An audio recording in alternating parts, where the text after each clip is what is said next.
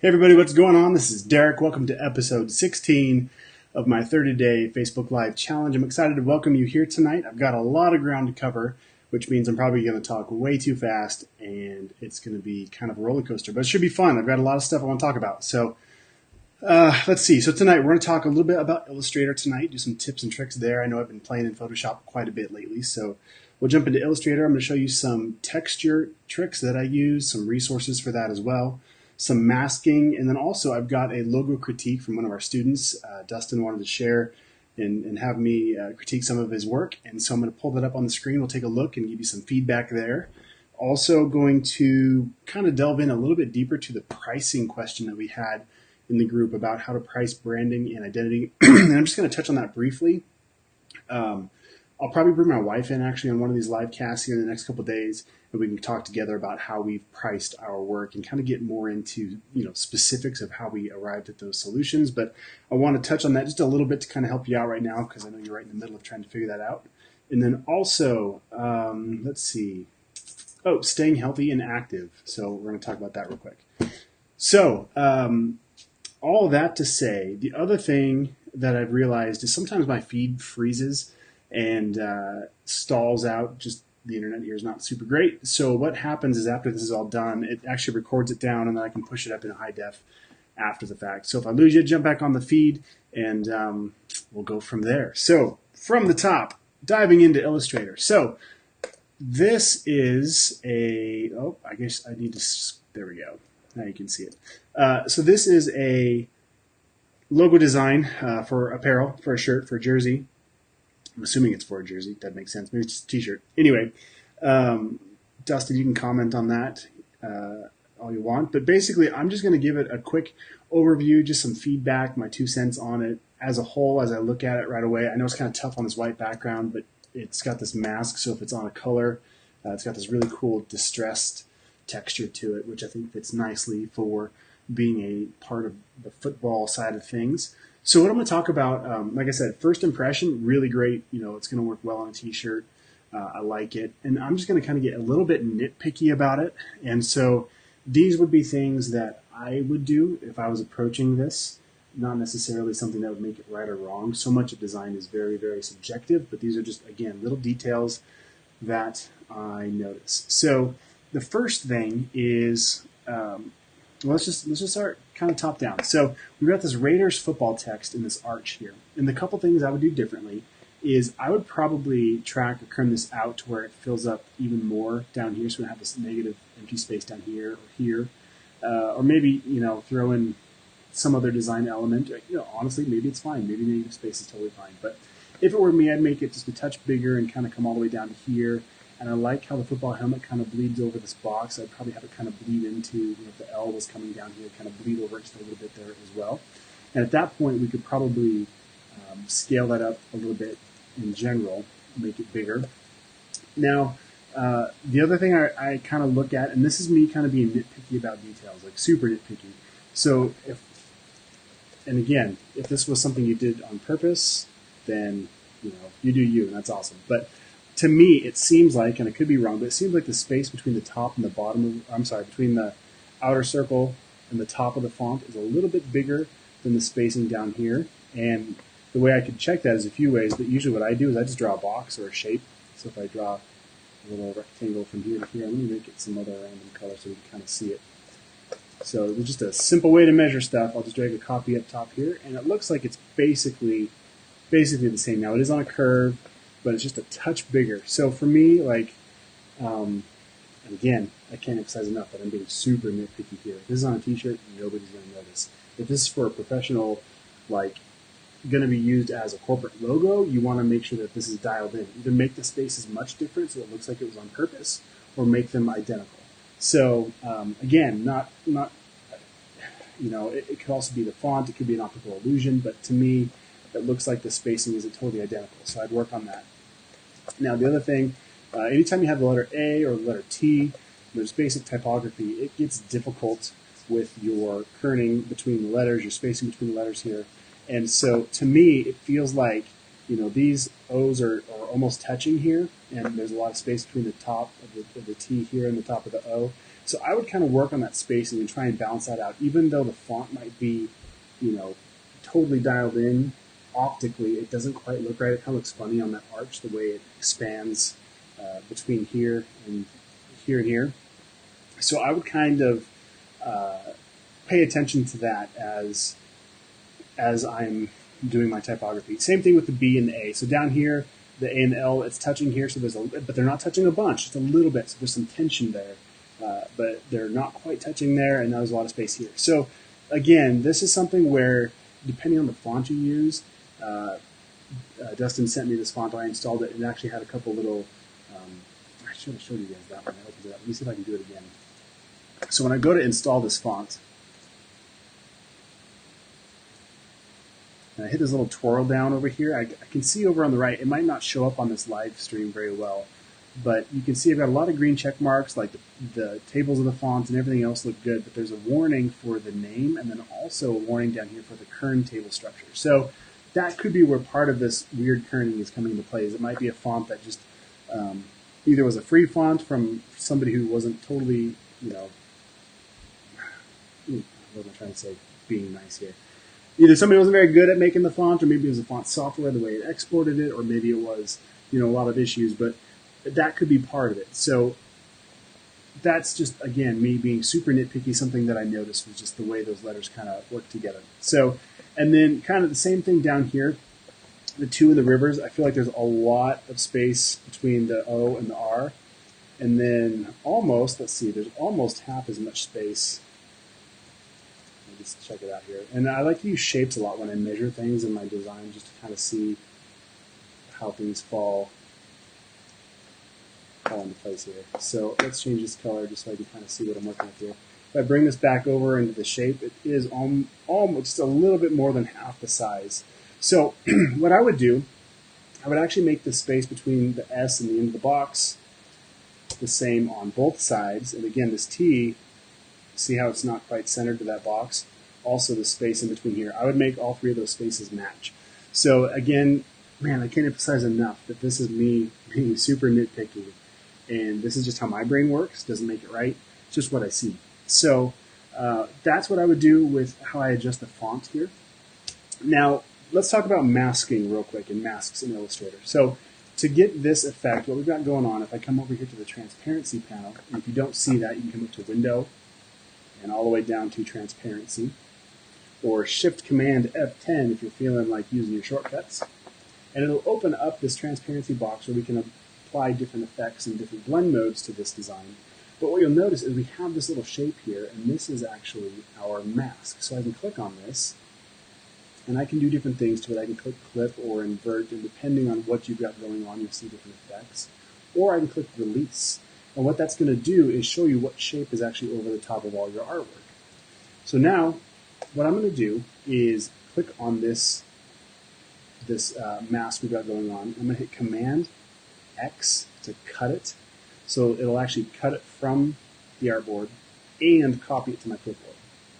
I'm going to come back over here to Layers and make a new layer.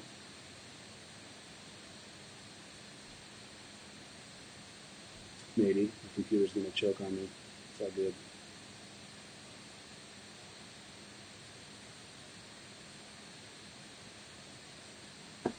Here, I'll come back to my... Okay. Awesome. So I've got the second layer. Now what I'm going to do... Man, and I realized, guys, I almost need to re-record this whole tutorial with my screen capture software so I can zoom in and stuff. So just hang with me. But I'm in my Layers panel, and there's this tiny little circle in the bottom right, and I can click on that, and what it does is it targets that layer. So now when I paste what I copied, it will go to layer 2 instead of the original layer 1. So I'm going to hit Command F, as in Frank, so that way it pastes it in front of my artwork, and it keeps it in place. If I just pasted it with Command V, it just throws the mask wherever the heck it feels like, which usually is not right over the top of it. The other thing is that mask is huge. I've got a lot of things running in the background on my computer right now, so sometimes when you work with textures as vector images in Illustrator, it's a lot of anchor points, and it will just kind of freak out on you. So this might be a terrible plan for a live broadcast, but you know what, we're going to go with it. So All right, so anyway, I've got that mask on top, and the reason why I did this is so I can turn off that layer and do a bunch of stuff to my artwork, but know that that mask is in the same spot from where I left it before. So now what I could do is come through and analyze some more things, or manipulate the artwork if I needed to.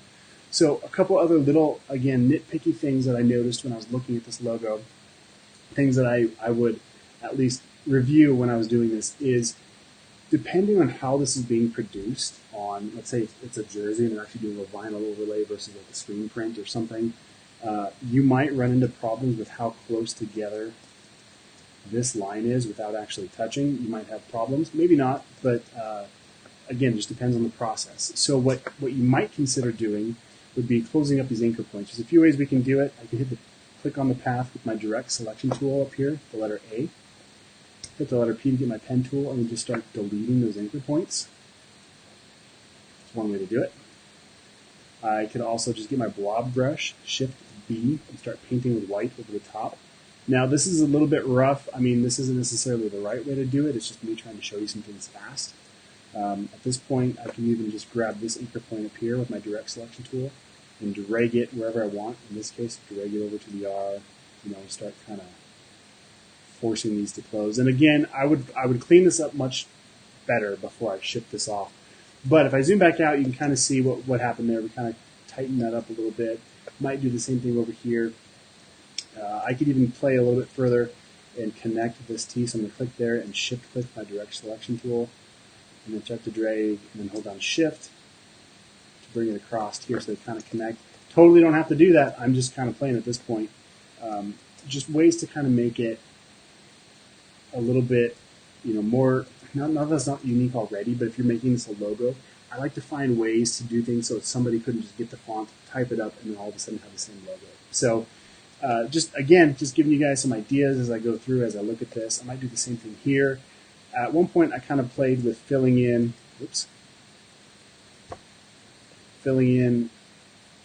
space too. Oh, that's a different color. Let's try that. Sample it, Shift B for my blob brush, paint it in. Anyway, I don't really like how this looks. This is me just kind of playing now, being nitpicky.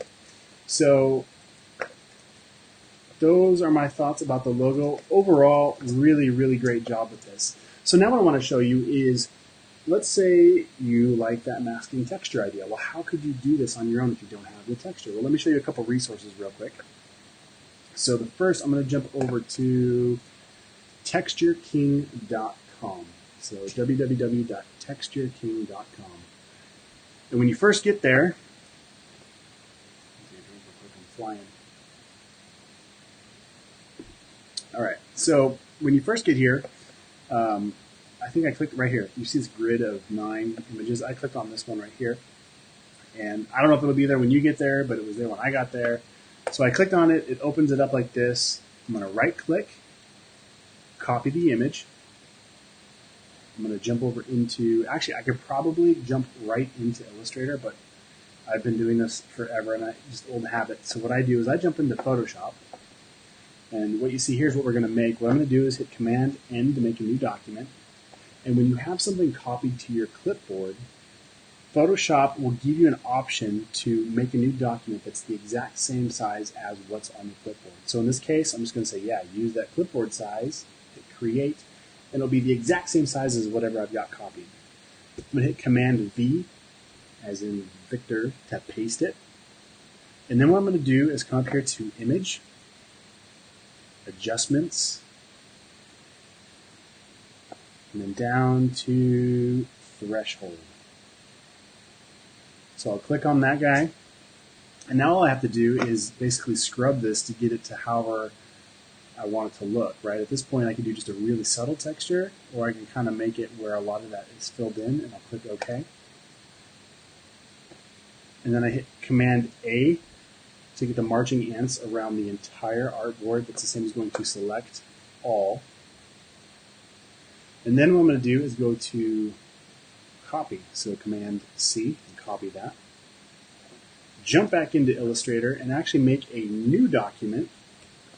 And I just realized I did this once when I was trying, and I don't want my computer to crash while we're doing this tutorial. So I'm going to close this file just in case But that's what we're going to be making real quick. So I'm going to hit Command N to make a new document. And this time it doesn't give me the option for the clipboard size here in Illustrator, but it doesn't really matter because it can bleed off the artboard in Illustrator. I'm going to paste that image we just copied from Photoshop. You can see it in there.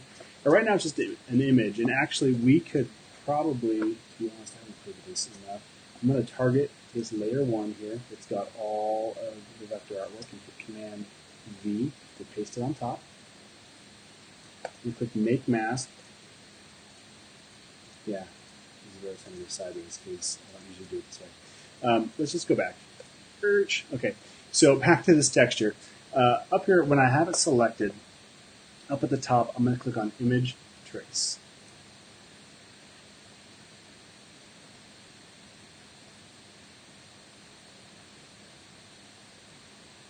So by default, it's not usually going to work how you want it to. So on this little tab right here, I'm going to click on Image Trace Panel. And I'm going to change some of these settings. I can adjust the threshold, I can adjust the amount of paths it has, how many curves and things like that to really kind of dial it into however you want it to look. Let that kind of finish thinking here. All right, now when that's done, I'm going to close that, and at the top I've got this expand button, so click expand. And now it takes what we just traced and actually makes it editable vector paths. Now the problem is it's got white and black data in here, and I just want one color. So what I'm going to do is click off to the side and then select my direct selection tool and just choose one of these paths. It doesn't have to be, I mean, it can be any one you want. And now what I'm going to do is come up here to select, same, fill, and stroke. And it'll just select all of the black pieces. So now what I can do is hit Command X to cut all of that, hit Command A to highlight everything else. My computer's going to crash here any second. There we go. I'm going to delete all the white data there and hit Command V to paste back in all the black stuff I had. Now I'm going to hit Command G to group it all. Like I'm going pretty fast, but that's like I'm pausing. So hopefully this works out. Let me know in the comments if you were able to track. So now I've got this really cool texture, and it's all vector, and I can use this in my artwork anywhere. So that's one way to grab that texture, and I can come back into this original logo design here. Let me switch back. It's thinking about it, guys. All right. So now this is where you can apply that. Let's go back to my layers, these, like that.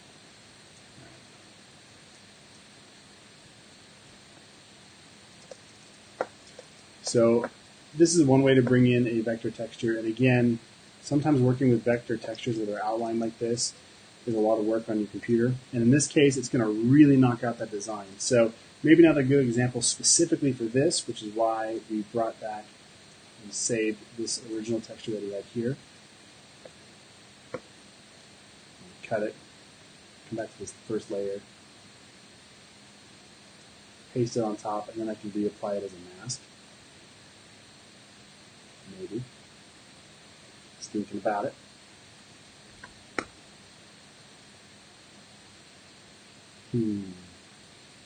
All right.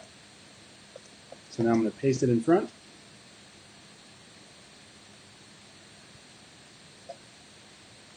All right. And then hit Command A to highlight everything on that layer. I'm going to hit Command 7.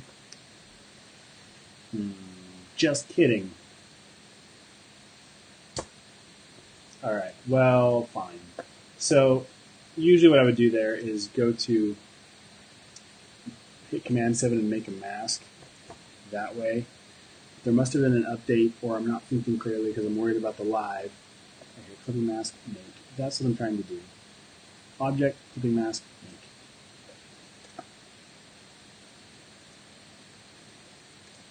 make. Okay, so I don't know why that shortcut didn't work.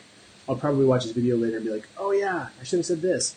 But when I tried to do that, it was over here in my transparency panel. Let me just step back one. Step back two. So it's pasted in front. So in this transparency panel, I have this option here to make mask. And again, not sure why it's working this way, but not the other. And then right here, I'm going to uncheck the clip box. And now it'll just use that mask to knock out any of the dark shades, will knock out the artwork below it. All right, so I hope you're able to track with me. I'm trying to go slow, but my mind's in a million places too.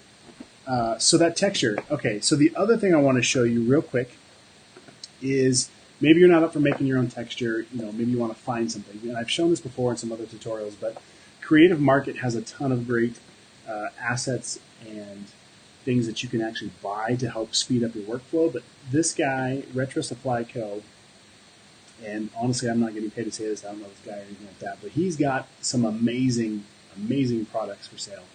So check him out. He even does some freebies sometimes. Follow him, all that kind of good stuff. And I've purchased a handful of these. But here's an example where you got some vector textures, which can really, really help your artwork just be that much better, right? Just have that much more depth to the things you're doing. So there's just one sample, but again, he's got like pages and pages and pages of awesome brushes and font styles and textures and just all kinds of things. So definitely check that out. That's it's Dustin Lee. If you go to Retro Supply Co. or just Google it on Creative Market, you'll find his stuff. So another place where you can find textures for your artwork. So let's jump back over. Hey guys. Let's see. Let me just check in on the live feed real quick.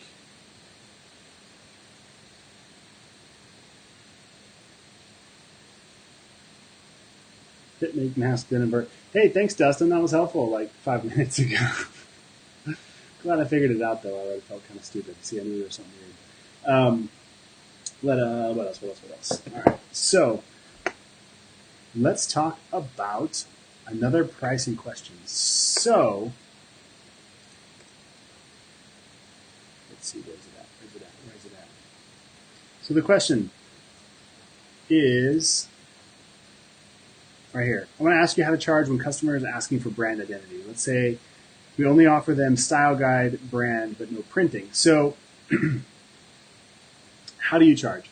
And I kind of have alluded to this a couple times in the past, but and this is something that we'll get into in much more detail. I'll have my wife come make a guest appearance, and we can kind of talk about what we've done in the past with pricing. But one thing that I thought of when I saw this question again, well, a couple things really, especially, so Amanda replied, and while it's helpful, this was a decent answer. I don't totally agree. I just feel like this is a little more complicated than you need to get.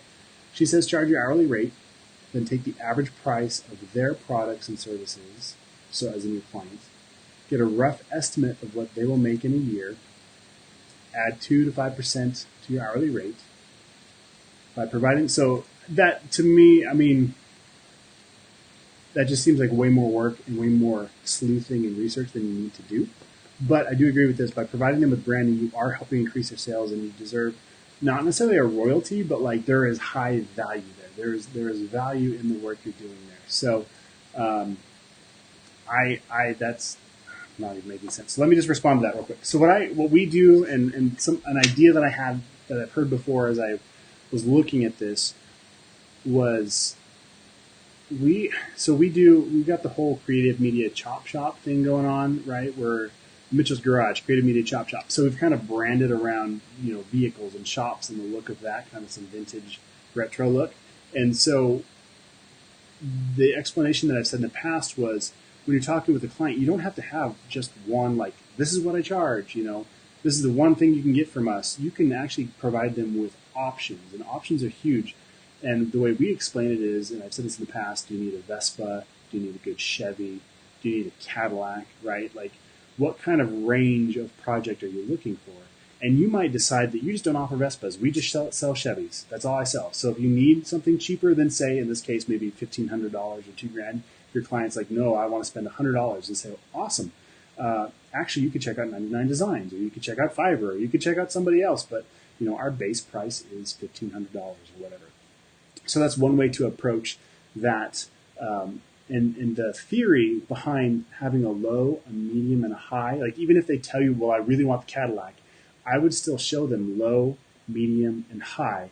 And what I mean by that is, and the way it works psychologically, if you look at Apple and a lot of other people, they typically give you, you've got the MacBook, you've got the MacBook Air, and you've got the MacBook Pro as far as like cost range, right? And even in there, you've got a couple options. You got your hard drive space size and a couple other things. So typically, people make an emotional response to how they approach this. So the thought being, I'm cheap. I want the cheapest option, right? Or I want to play it safe. I want the middle of the road where everybody else gets. Or I have to have the best. I don't care what it costs, but I want option one. I want the one with all the bells and whistles. And it's amazing to me how many times a client will choose an option or a package because of that almost emotional response. I can almost guarantee they'll go for the most expensive one, even if it's just outrageous. So, and we do that sometimes too. Sometimes we'll price our highest option way the heck high because if they go for it, awesome. And if they don't go for it, they understand the value they're getting or maybe saving in the other two options. So, maybe you want them to pick that middle road. So you give them a cheap option knowing that it doesn't meet their needs. They're not going to go for it. You give them a crazy expensive one knowing, again, that they can't afford it or something, which kind of guides them right to that sweet spot of where you want them to be. So that's kind of a mental game you can play with that. The next thing I would say for you, again, without me getting into too much detail, here's a couple Google searches you could do that could be helpful. How to price graphic design work. So you can Google that. There's a lot of options in here. Let me change so you can see my screen. Okay. So that was how to price graphic design work or how to price graphic design services. You can even Google specifically how to price graphic design, branding, and identity or things like that. And you can see there are a ton of opinions on that and how to do that. Some people will do a formula. They'll say, well, take your living expenses and divide it by however many hours are in a day and then add a percentage. And I know that one thing that we've also done to kind of keep us safe is, let's say we figured it was going to be X amount. We almost always add 15 to 20% on top of that. And so many times that has saved us where we underestimated the project and the cost of what it would take. And so the alternative is, let's say they still go for it and you're maybe not overpricing them, but let's say you actually came in right where you guessed at and you have 20% savings essentially. You could do one of two things. You could take a 10% bonus essentially, great, you did awesome. And then even give the client, hey, here's a 10% discount. Thanks, we enjoyed working with you and we actually were able to come in under budget. They will love that. Usually people go over budget, they go over their timelines, they miss their deadlines. That's usually the norm in this industry. And I've had amazing success just by over-delivering. Am I saying this right? Under-promise, over-deliver. Basically saying, hey, I'll do my best, but then doing like an amazing job and charging them less than I promised. That almost always is a huge home run. So I hope I said that right. Sorry, it's getting late.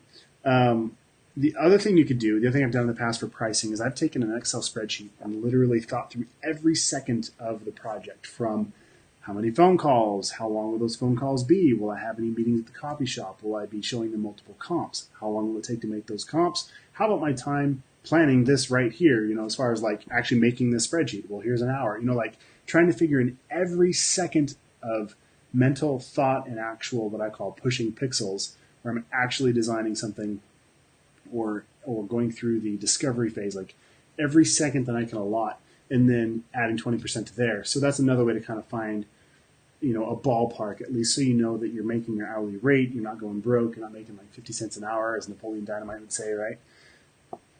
So I hope that's helpful. I hope that was helpful for somebody. And then the last thing I want to talk about tonight is staying healthy and active. So I mentioned before, I've got a standing desk. I'm standing right now. I love it. It's been a huge saver on my health and my back and things like that. And one thing I'm trying to do more in this year is get into better shape. I've been working out almost 5 days a week, been playing sports, and actually went out and bought a new pair of cleats so I can play ultimate frisbee, because that just seemed like an amazing idea.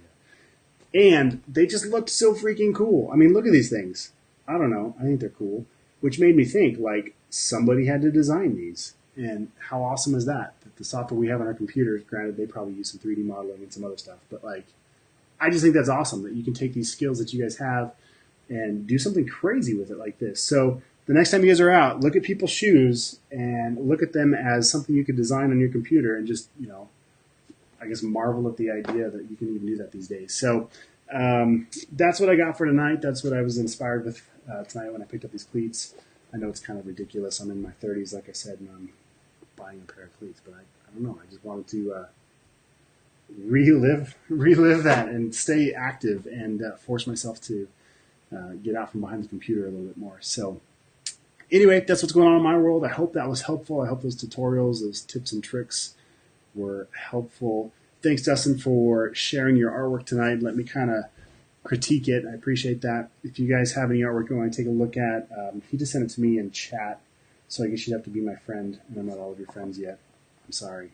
I will try to do better. Post them in the group, though, or maybe post them to this, comment on this live feed. I don't know. Anyway, thanks again, guys. Really appreciate you guys tuning in, watching these videos, and being a part of this awesome community. Don't forget, you can follow me on Instagram at dmitchelldesign, and I've got that new YouTube channel going up. Actually, it is up now. I'll post it below. You can check that out. Make sure you subscribe, so when I start throwing up these polished tutorials, you will see them and be first to know. And that is all I got for tonight. So thanks for watching, guys. Have an awesome evening, and I will see you tomorrow.